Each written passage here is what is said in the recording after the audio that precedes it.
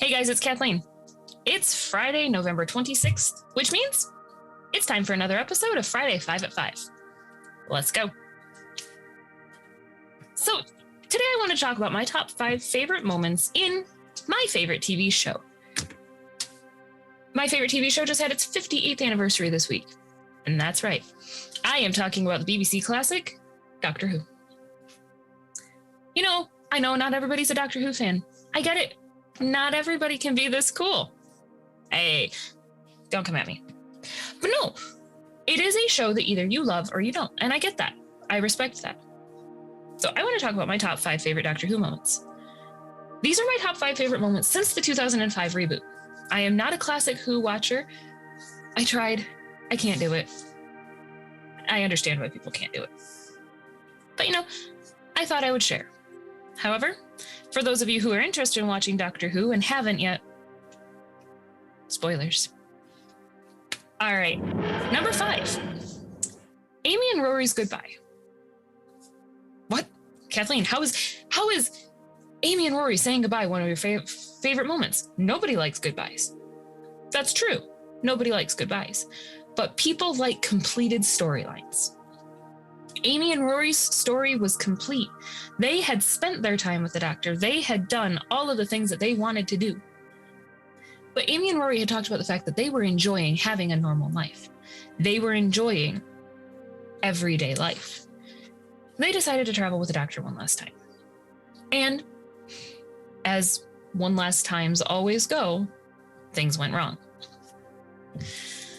So the Angels take Manhattan, see Amy, the Doctor, and Rory in 2012 Manhattan, until Rory goes to go get coffee and disappears. Through typical Doctor Who and fabulous sci-fi writing, and a few bumps in the road, Amy and the Doctor make it back to 1938 Manhattan to meet up with Rory and River. Finding out that the Angels are taking over the city, they are causing all of these time disruptions. They have to figure out a way to stop the Angels. Well, the best way to stop something that feeds off of time energy is to create a paradox. A paradox will stop what they're doing. So Rory realizes the only way to stop the paradox is for him to kill himself, because he had watched himself die downstairs. So Amy and Rory jump off the top of a building together to stop this paradox. You know, jumping off a building, that's a really sad way to go. And then they wake up in a cemetery in 2012. They broke the paradox, guys. They did it.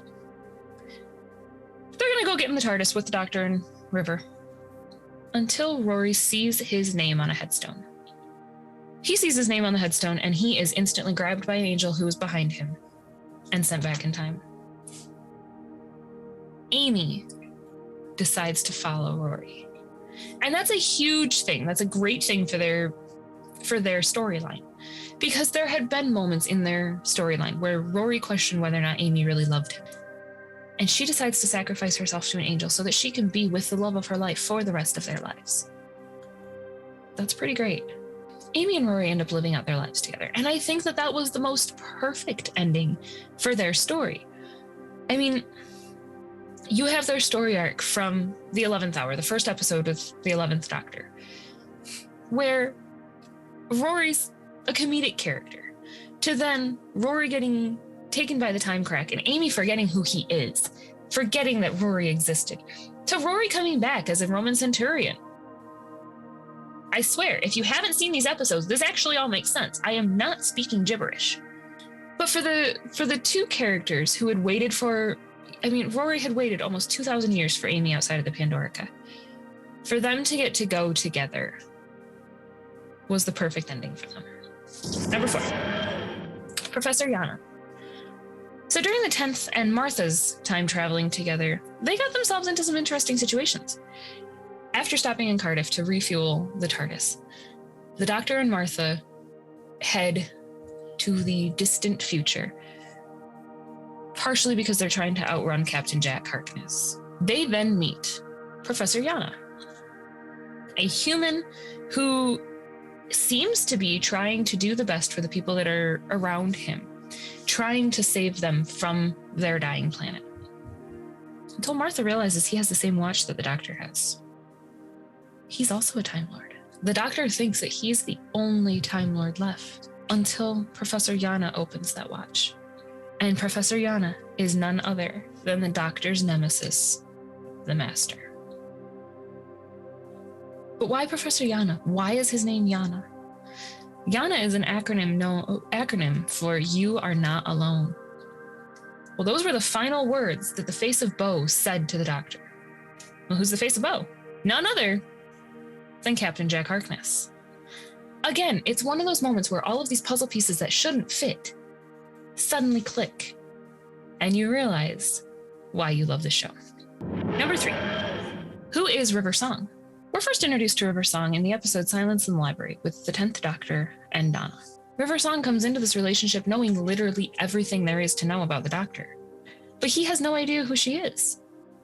How does this woman that he just met know everything about him? Who is she? Where did she come from? And why does she know everything about him? It's not until the 11th Doctor that we find out who River Song is. She's the woman who killed the Doctor.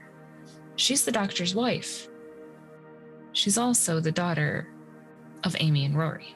I think River Song's storyline is pretty cool. Alex Kingston put so much into that character. She brings so much to the show. And the reveal that River Song is the daughter of Amy and Rory is beautiful to me. I think it's a really cool story. Check it out yourselves. Tell me if you agree. Number 2, Sally Sparrow. I love the episode Blink. When people ask, well, I just can't get into Doctor Who, how should I do it? My answer is Blink, because it's just good sci-fi. Sally Sparrow and her friend Catherine are exploring an old house when Catherine disappears. Moments after Catherine disappears, a guy shows up at the front door saying that he's got a letter from his grandmother that he was told to bring here on this day at this time. The letter from his grandmother is her friend Catherine, who she just saw.